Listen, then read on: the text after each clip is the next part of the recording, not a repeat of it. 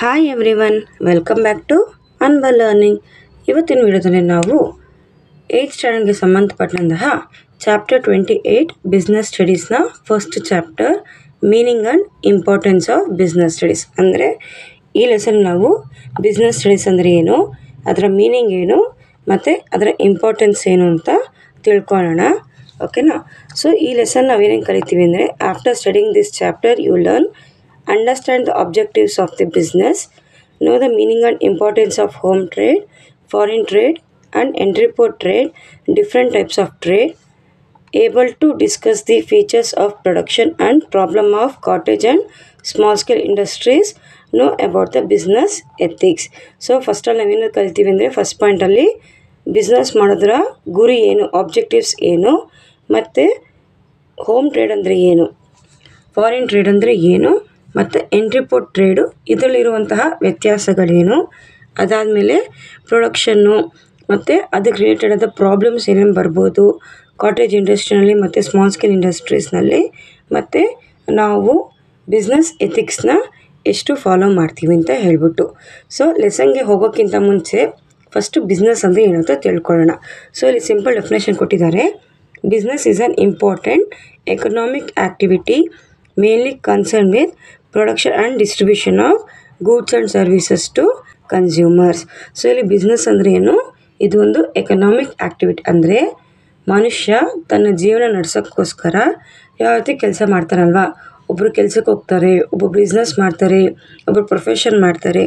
So ಇದರಲ್ಲಿ business ಸಹ ಒಂದು. ಓಕೆನಾ? ಸೊ ಇದರಲ್ಲಿ ಅವ್ರು ಏನು ಮಾಡ್ತಾರೆ ಅಂದರೆ, ಪ್ರೊಡಕ್ಷನ್ ಆ್ಯಂಡ್ ಡಿಸ್ಟ್ರಿಬ್ಯೂಷನ್ ಅಂದರೆ ಒಂದು ಗೂಡ್ಸ್ನ ಮತ್ತು ಸರ್ವೀಸಸ್ನ ಪ್ರೊಡ್ಯೂಸ್ ಮಾಡಿ ಅದನ್ನು ಕನ್ಸ್ಯೂಮರ್ಸ್ಗೆ ಡಿಸ್ಟ್ರಿಬ್ಯೂಟ್ ಮಾಡ್ತಾರೆ. ಸೊ ಇಲ್ಲಿ ಇನ್ನೊಂದು ಮೀನಿಂಗು ಕೊಡ್ತಿದ್ದೀನಿ ನೋಡಿ ಬಿಸ್ನೆಸ್ಗೆ. ಬಿಸ್ನೆಸ್ ಅಂದರೆ ಏನು ಅಂತ. So business is an economic activity that involves the exchange, purchase, sale or production of the goods and services. So ಇಲ್ಲಿ ಹೇಳಿದ್ನಲ್ಲ, ಇದೊಂದು ಎಕನಾಮಿಕ್ ಆ್ಯಕ್ಟಿವಿಟಿ. ಇಲ್ಲಿ ಏನೇನಿರುತ್ತೆ ಅಂದರೆ, ಎಕ್ಸ್ಚೇಂಜ್ ಅಂದರೆ ಇವಾಗ ರಾ ಮೆಟೀರಿಯಲ್ಸ್ನ ನಾವು ಒಬ್ಬರಿಂದ ತೊಗೋತೀವಿ ಮತ್ತು ಅವ್ರಿಗೆ ದುಡ್ಡು ಕೊಡ್ತೀವಿ, ಅಲ್ಲಿ ಮೆಟೀರಿಯಲ್ಸ್ ಎಕ್ಸ್ಚೇಂಜ್ ಆಯಿತು. ಮತ್ತು ಪರ್ಚೇಸ್ ಮಾಡ್ತೀವಿ, ಗೂಡ್ಸ್ನ ಪರ್ಚೇಸ್ ಮಾಡ್ತೀವಿ, ಮತ್ತು ಗೂಡ್ಸ್ನ ಸೇಲ್ ಮಾಡ್ತೀವಿ.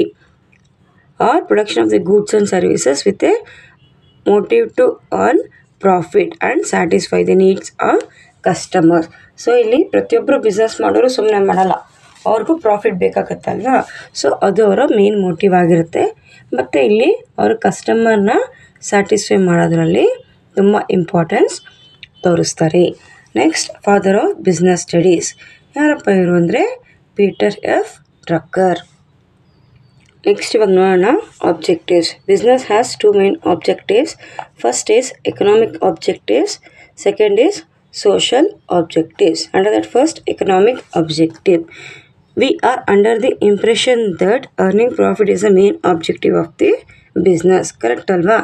ಪ್ರತಿಯೊಂದು ಬಿಸ್ನೆಸ್ ಆಗಲಿ ಅವರ ಮೇನ್ ಆಬ್ಜೆಕ್ಟಿವ್ ಏನಿರುತ್ತೆ, ಗುರಿ ಏನಿರುತ್ತೆ, ಪ್ರಾಫಿಟ್ನ ಆನ್ ಮಾಡೋದು. But it is not so. The sole objective of the business includes earning reasonable profit that is sufficient to enable the business to cover the cost and the businessman to lead normal comfortable life. So ಇಲ್ಲಿ ಒಂದು profit ಬಂದರೆ ಅಲ್ಲಿ reasonable profit, ಅಂದರೆ ಜಾಸ್ತಿ profit ಮಾಡಬಾರ್ದು. ಅದು ಯಾರು business ಮಾಡ್ತಾರೆ ಅವ್ರ ಕಾಸ್ಟ್ ಎಲ್ಲ ಕಟ್ಟಾಗಿ ಮಿಕ್ಕಿರೋ ಪ್ರಾಫಿಟಿಂದ ಒಂದು ಬಿಸ್ನೆಸ್ ಮ್ಯಾನು ಒಂದು ಹೆಲ್ದಿ ನಾರ್ಮಲ್ ಲೈಫ್ನ ಲೀಡ್ ಮಾಡೋಷ್ಟು ಇರಬೇಕು.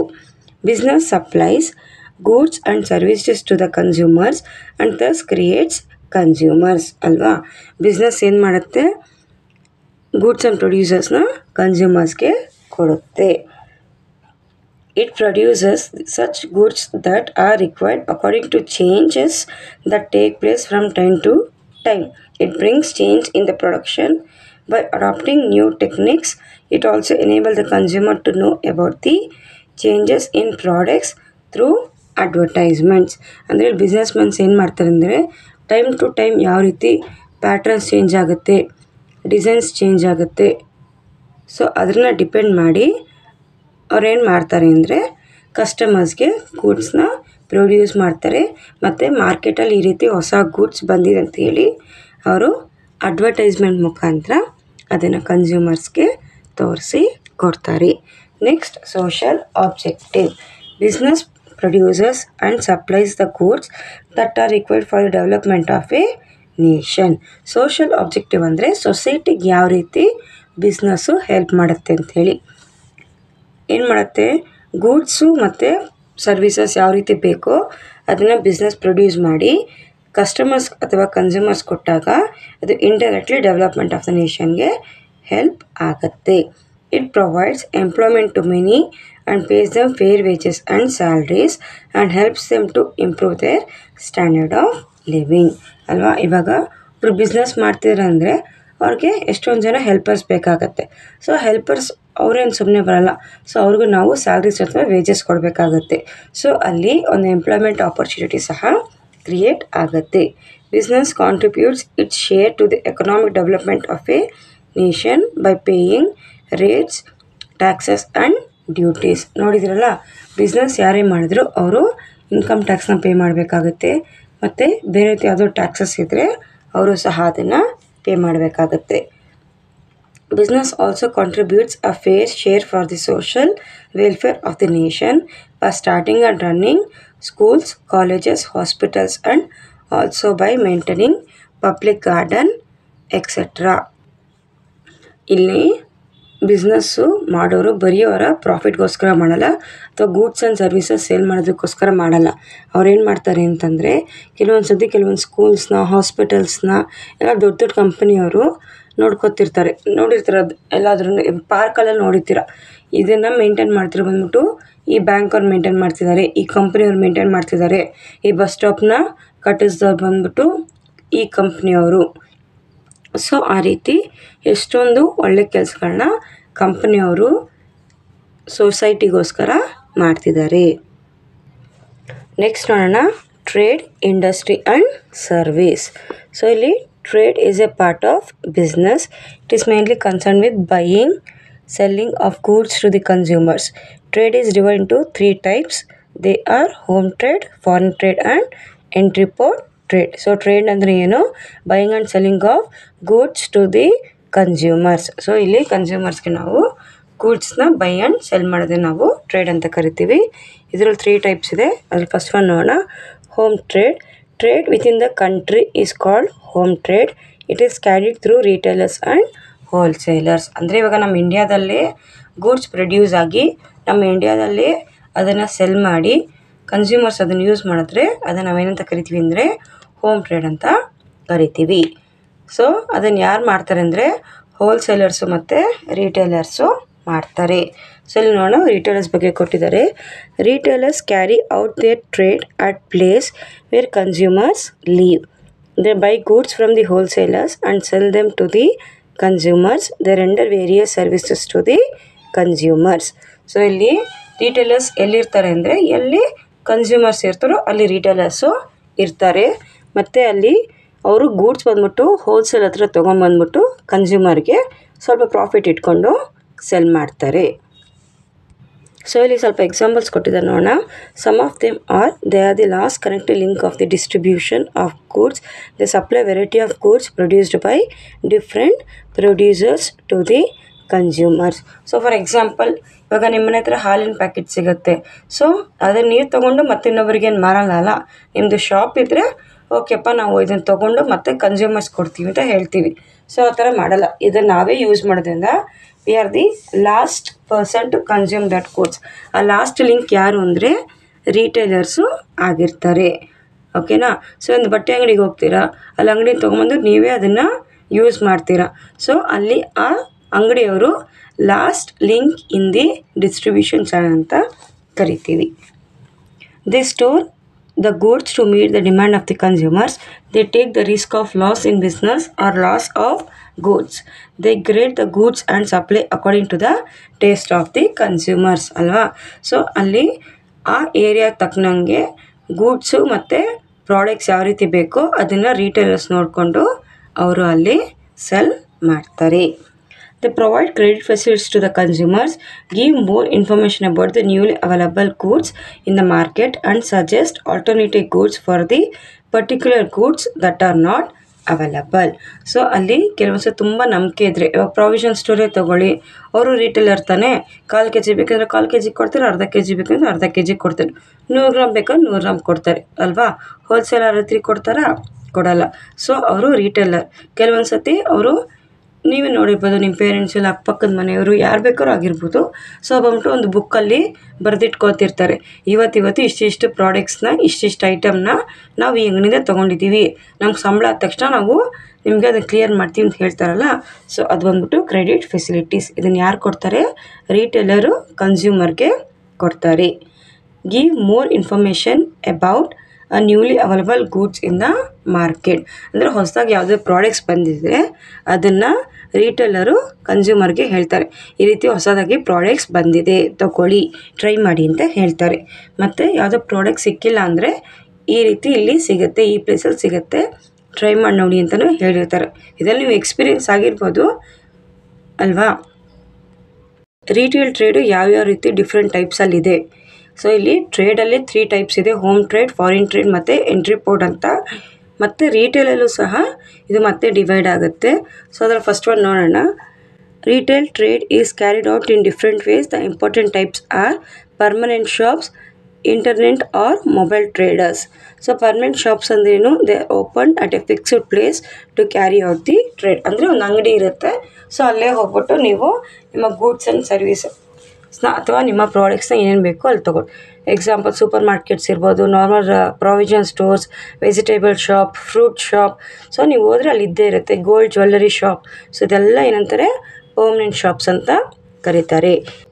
Internet or mobile traders, they do not have any fixed place to carry on their trade. The important among them are hawkers, peddlers, street vendors and market vendors. So first one is hawkers.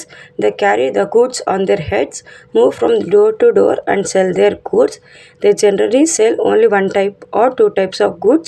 Example, vegetables, fruits, flowers, etc. ನಮ್ಮ ಮನೆ ಮುಂದೆ ಹೂ ಮಾಡಿ ಬರ್ತಿರ್ತಾರೆ, ನೋಡ್ತಿರಲ್ಲ, ತಲೆ ಮೇಲೆ ಒಂದು ಬುಟ್ಟಿ ಇಟ್ಕೊಂಡು ಬರ್ತಾರೆ, ಹೂವು ಅಂತ ಮಾರ್ಕೊಂಡು ಬರ್ತಿರ್ತಾರಲ್ಲ. ಸೊ ಅವ್ರನ್ನ ನಾವು ಏನಂತ ಕರಿತೀವಿ? ಹಾಕರ್ಸ್ ಅಂತ ಕರಿತೀವಿ. Next peddlers. They carry their goods on wheeled carts. ಇದೆ ನೋಡಿ, ಇದನ್ನು ವೀಲ್ಡ್ ಕಾರ್ಟ್ ಅಂತ ಕರೀತಾರೆ. ಅವ್ರ ಗೂಡ್ಸ್ ಬಂದ್ಬಿಟ್ಟು ಇದರಲ್ಲಿ ಅವರು ಕ್ಯಾರಿ ಮಾಡ್ತಾರೆ. And sell them to the consumers at their doors. They generally sell more than 1 type of good. ಇವಾಗ ತರಕಾರಿ ಗಾಡಿನೇ ತಗೊಳ್ಳಿ, ಅಲ್ಲಿ ಎಷ್ಟೊಂದು ಥರ ವೆಜಿಟೇಬಲ್ಸ್ ಇರುತ್ತೆ ಅಲ್ವಾ. ಮತ್ತು ಅವ್ರು ಮನೆಗೆ ಬಂದು ಅದನ್ನು ಸೆಲ್ ಮಾಡ್ತಾರೆ. Next street traders or footpath traders. They display goods in busy street corners or on payment and sell them to the consumers. ಈ ರೋಡ್ ಸೈಡೆಲ್ಲ ನೋಡಿರ್ತೀವಿ, ಫುಟ್ಪಾತ್ ಸೈಡೆಲ್ಲ ತುಂಬ ಅಂಗಡಿಗಳನ್ನ ಹಾಕ್ಕೊಂಡಿರ್ತಾರೆ. ಎಲ್ಲಿರ್ತಾರೆ? ಈ ಬ್ಯುಸಿ ಸ್ಟ್ರೀಟ್ ಅಂದರೆ ಮಾರ್ಕೆಟ್ ಕಡೆ, ಈ ರೋಡ್ ಸೈಡಲ್ಲಿ ಫುಟ್ಪಾತ್ಗಳೆಲ್ಲ ಹಾಕ್ಕೊಂಡಿರ್ತಾರಲ್ಲ, ಅವನ್ನ ಫುಟ್ಪಾತ್ ಟ್ರೇಡರ್ಸ್ ಅಂತ ಕರಿತೀವಿ. Next market sellers or shandy sellers. Weekly markets take place at villages or towns. Once in a week, different traders take their goods to these markets and sell them to the consumers. ಅಂದರೆ ಒಂದೊಂದು ಊರಲ್ಲಿ ಒಂದೊಂದು ವಾರ ಸಂತೆ ಅಂತಿರುತ್ತೆ. ರೈತರೇ ಬಂದು ಅವರ ಪ್ರಾಡಕ್ಟ್ಸ್ನ ಸೆಲ್ ಮಾಡಿ ಹೋಗ್ತಾರಲ್ಲ, ಅವ್ರನ್ನ ನಾವು ಏನಂತ ಕರಿತೀವಿ ಅಂದರೆ ಮಾರ್ಕೆಟ್ ಸೆಲ್ಲರ್ಸ್ ಅಥವಾ ಶಾಂಡಿ ಸೆಲ್ಲರ್ಸ್ ಅಂತ ಕರಿತೀವಿ. Other speciality of these weekly market is that the surrounding villages bring the goods which they have grown or produced and sell them. ಹೇಳಿದ್ನಲ್ಲ ಅದನ್ನೇ. ಯಾವ ಪ್ರಾಡಕ್ಟ್ ಸೆಲ್ ಮಾಡ್ತಾರೆ ಅಂದರೆ vegetables, eggs, butter, agriculture implements, blankets, etcetera. Next with the money they get, they buy their requirements. At some places yearly fairs take place and here to the traders gather and sell the products to the consumers. ಅಂದರೆ yearly fairs ಅಂದರೆ ಜಾತ್ರೆಗಳು. ವರ್ಷಕ್ಕೊಂದ್ಸತಿ ನಿಮ್ಮ ಊರುಗಳಲ್ಲಿ ಜಾತ್ರೆ ಆಗುತ್ತಲ್ಲ, so ಅದನ್ನು yearly fairs ಅಂತ ಕರೀತಾರೆ. ಅಲ್ಲೂ ಸಹ ಟ್ರೇಡರ್ಸು ಡಿಫ್ರೆಂಟ್ ಟ್ರೇಡರ್ಸು ಬಂದು ಅವ್ರ ಅಂಗಡಿ ಓಪನ್ ಮಾಡಿ ಆ ಜಾತ್ರೆಯಲ್ಲಿ ಆಗೋರ್ಗಿದ್ದು ಆಮೇಲೆ ಅವರು ಹೋಗ್ತಾರೆ. Next wholesale trade. Wholesale trade buy goods in large quantity from producers and sell them to the retailers in small quantities. ಅಂದರೆ ಇಲ್ಲಿ ಹೋಲ್ಸೇಲ್ ಬಂದ್ಬಿಟ್ಟು ಮ್ಯಾನುಫ್ಯಾಕ್ಚರ್ ಅಥವಾ ಪ್ರೊಡ್ಯೂಸರ್ ಅವ್ರ ಹತ್ರ ಗೂಡ್ಸ್ ತಗೊಂಡು ಅದನ್ನು ಸ್ಮಾಲ್ ಕ್ವಾಂಟಿಟಿನಲ್ಲಿ ರಿಟೇಲರ್ಸ್ಗೆ ಕೊಡ್ತಾರೆ. Generally they deal with 1 or 2 types of goods. They help in the retailers in small ways such as supplying goods to the retailers in small quantities. ನಾನು ಹೇಳಿದ್ನಲ್ಲ, ರಿಟೇಲರ್ಸ್ಗೆ ಅವರು ಸ್ಮಾಲ್ ಕ್ವಾಂಟಿಟೀಸ್ನಲ್ಲಿ ಗೂಡ್ಸ್ನ ಸೆಲ್ ಮಾಡ್ತಾರೆ. Whenever required they provide credit facilities to the retailers. ಯಾವಾಗಲೂ ಸಾಲ ಬೇಕಂದ್ರೂ ಸಹ ಹೋಲ್ಸೇಲರ್ಸು ರಿಟೇಲರ್ಸ್ಗೆ ಸಾಲ ಕೊಡ್ತಾರೆ. They advertise the goods on behalf of the retailers. They supply market trends to the retailers. They do not keep high margin of profit. ಕೆಲವೊಂದು ಸತಿ retail advertise ಮಾಡದೆ ಹೋದರೂ ಸಹ ಹೋಲ್ಸೇಲರ್ಸೇ ಅಡ್ವರ್ಟೈಸ್ಮೆಂಟ್ ಮಾಡಿರ್ತಾರೆ ಮತ್ತು ಅವರು ತುಂಬ ಕಡಿಮೆ ಪ್ರಾಫಿಟ್ ಆಫ್ ಮಾರ್ಜಿನ್ನ ಇಟ್ಕೊಂಡಿರ್ತಾರೆ. They render some services to the producers such as market trends and advertise on behalf of the producers. They also provide strong facility for goods. So ಇಲ್ಲಿ ಹೋಲ್ಸೇಲರ್ ಸಹ ತುಂಬ ಇಂಪಾರ್ಟೆಂಟ್ ಆಗಿರ್ತಾರೆ. ಅವ್ರೇನು ಮಾಡ್ತಾರೆ ಅಂತಂದರೆ, ಪ್ರೊಡ್ಯೂಸರ್ಸು ಅಲ್ಲಿ ಅಡ್ವರ್ಟೈಸ್ಮೆಂಟ್ ಕೊಡೋಕ್ಕಾಗದೆ ಹೋದಾಗ ಈ ಹೋಲ್ಸೇಲರ್ಸೇ ಬಂದು ಅಡ್ವರ್ಟೈಸ್ಮೆಂಟ್ ಕೊಡ್ತಾರೆ ಪ್ರೊಡ್ಯೂಸರ್ಸ್ಗೆ ಅಲ್ವಾ. ಸೊ ಆಮೇಲೆ ಲಾಟ್ ಆಫ್ ಗೂಡ್ಸ್ನ ಸಹ ಅವರು ಸ್ಟೋರೇಜ್ ಮಾಡೋಕ್ಕೆ ತುಂಬ ಹೆಲ್ಪ್ ಮಾಡ್ತಾರೆ. Next, foreign trade. The trade between two countries is called as foreign trade. Foreign trade can be classified into 3 types. They are import, export and entrepot. Foreign trade ಅಂದರೆ ಏನಪ್ಪ ಅಂದರೆ, ಎರಡು ದೇಶಗಳ ನಡುವೆ ಬೈಯಿಂಗ್ ಆ್ಯಂಡ್ ಸೆಲ್ಲಿಂಗ್ ಆದಾಗ ಅದನ್ನು ನಾವು foreign trade ಅಂತ ಕರಿತೀವಿ. ಫಾರ್ ಎಕ್ಸಾಂಪಲ್, ನಮ್ಮ ಇಂಡಿಯಾಯಿಂದ ಯಾವುದಾದ್ರೂ ರಷ್ಯಾಗೆ ನಮ್ಮ ಗೂಡ್ಸ್ನ ಸೆಲ್ ಮಾಡಿದ್ರೆ ಅಥವಾ ಅಲ್ಲಿಂದ ನಾವು ಗೂಡ್ಸ್ನ ತೊಗೊಂಡ್ರೆ ಅದನ್ನು ನಾವೇನಂತ ಕರಿತೀವಿ ಅಂದರೆ ಫಾರಿನ್ ಟ್ರೇಡ್. ನಮ್ಮ ಕಂಟ್ರಿ ಬಾರ್ಡರ್ಸ್ ಬಿಟ್ಟು ನಮ್ಮ ಗೂಡ್ಸು ಬೇರೆ ಕಂಟ್ರಿಗೆ ಹೋದಾಗ ಅದನ್ನು ನಾವು ಫಾರಿನ್ ಟ್ರೇಡ್ ಅಂತ ಕರಿತೀವಿ. ಅದರಲ್ಲಿ 3 types. ಫಸ್ಟ್ ಒನ್ ನೋಡೋಣ, imports. Imports refers to a country buying goods from other countries for its use. So ಇವಾಗ ಪೆಟ್ರೋಲ್ ಇದೆ ಅಲ್ವಾ. ಸೊ ಪೆಟ್ರೋಲ್ ನಾವು ಬಂದ್ಬಿಟ್ಟು ಸೌದಿ ಅರೇಬಿಯಿಂದ ನಾವು ತೊಗೋತೀವಿ, ಅಂದರೆ ನಮ್ಮ ಯೂಸ್ಗೆ, ನಮ್ಮ ಕಂಟ್ರಿ ಯೂಸ್ಗೆ ತೊಗೊತೀವಿ. ಅದನ್ನು ನಾವೇನಂತ ಕರಿತೀವಿ, ಇಂಪೋರ್ಟ್ಸ್ ಅಂತ ಕರಿತೀವಿ. Exports. Exports refers to a country selling its goods to other countries for their use. ಅಂದರೆ ನಮ್ಮ ಕಂಟ್ರಿಯಿಂದ ಬೇರೆ ಕಂಟ್ರಿಗೆ ಕಳಿಸುವಾಗ ರೇಷ್ಮೆ ಅಂಥದ್ದೆಲ್ಲ ಕಳಿಸ್ತೀವಿ, ಹತ್ತಿ ಅದೆಲ್ಲ ನಾವು ಬೇರೆ ಕಂಟ್ರಿಗೆ ಕಳಿಸ್ತೀವಲ್ಲ. ಸೊ ಆವಾಗ ಅದೇನಾಗುತ್ತೆ ಅಂದರೆ ಎಕ್ಸ್ಪೋರ್ಟ್ ಆಗುತ್ತೆ ಅವ್ರ ಕಂಟ್ರಿನಲ್ಲಿ ಅದನ್ನು ಯೂಸ್ ಮಾಡೋಕ್ಕೆ. Next, entrepot trade.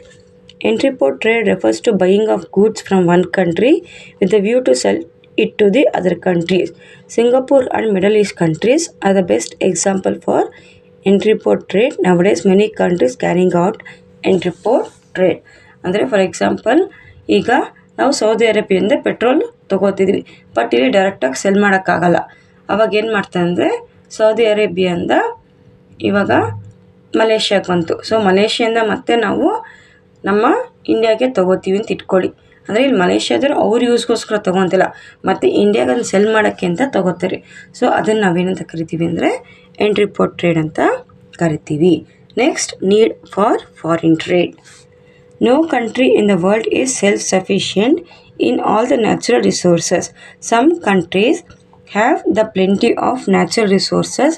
Using the available natural resources, they produce more goods than they require, and excess is exported to the other countries. ಅಂದರೆ ಒಂದೊಂದು ಕಂಟ್ರಿನಲ್ಲಿ ಒಂದೊಂದು ಸ್ಪೆಷಾಲಿಟಿ ಇರುತ್ತೆ, ಒಂದೊಂದು ಕಂಟ್ರಿನಲ್ಲಿ ಒಂದೊಂದು ನ್ಯಾಚುರಲ್ ರಿಸೋರ್ಸಸ್ಸು ಚೆನ್ನಾಗಿರುತ್ತೆ.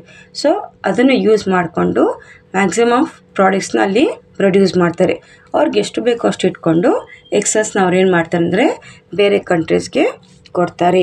ಇನ್ the same way, some countries have deficit of some natural resources and depend on other countries for the requirement and import them. ಹೇಳೋದ್ನಲ್ಲ, ನಮ್ಮ ಇಂಡಿಯಾದಲ್ಲಿ ಪೆಟ್ರೋಲ್ ಪ್ರೊಡಕ್ಷನು ಕಡಿಮೆ ಇದೆ. ಸೊ ನಾವೇನು ಮಾಡ್ತೀವಿ, ಬೇರೆ ಕಂಟ್ರಿನ ಅದನ್ನು ನಾವು ತಗೋತೀವಿ. Thus, there is a great need for foreign trade. The need for foreign trade is increasing day by day. It also helps to foster friendship among the countries. So ಈ ರೀತಿ ಮಾಡೋದ್ರಿಂದ ನಮ್ಮ ಕಂಟ್ರಿಗಳ ನಡುವೆ ಒಳ್ಳೆ ಫ್ರೆಂಡ್ಶಿಪ್ಪು ಸಹ ಬಿಲ್ಡ್ ಆಗುತ್ತೆ. ಇದರ continuation ಪಾರ್ಟ್ನ next ವಿಡಿಯೋದಲ್ಲಿ ನಿಮಗೆ ಎಕ್ಸ್ಪ್ಲೇನ್ ಮಾಡ್ತೀನಿ. ಈಗ ಎಕ್ಸ್ಪ್ಲೇನ್ ಮಾಡಿರೋದ್ರಲ್ಲಿ ನಿಮಗೇನಾದರೂ ಡೌಟ್ಸ್ ಇದ್ದರೆ ಕಮೆಂಟ್ ಮಾಡಿ. ನಿಮ್ಮ ಫ್ರೆಂಡ್ಸ್ಗೆ, ಸಿಬ್ಲಿಂಗ್ಸ್ಗೆ ಮತ್ತು ಫ್ಯಾಮ್ಲಿಗೆ ಯಾರಿಗಾದ್ರೂ ರಿಕ್ವೈರ್ಮೆಂಟ್ ಇದ್ದರೆ ದಯವಿಟ್ಟು ಶೇರ್ ಮಾಡಿ. ನಾವು ಕಲಿಯೋಣ, ಬೇರೆಯವ್ರಿಗೂ ಕಲಿಸೋಣ, ನಾವು ಬೆಳೆಯೋಣ, ಎಲ್ಲರನ್ನೂ ಬೆಳೆಸೋಣ.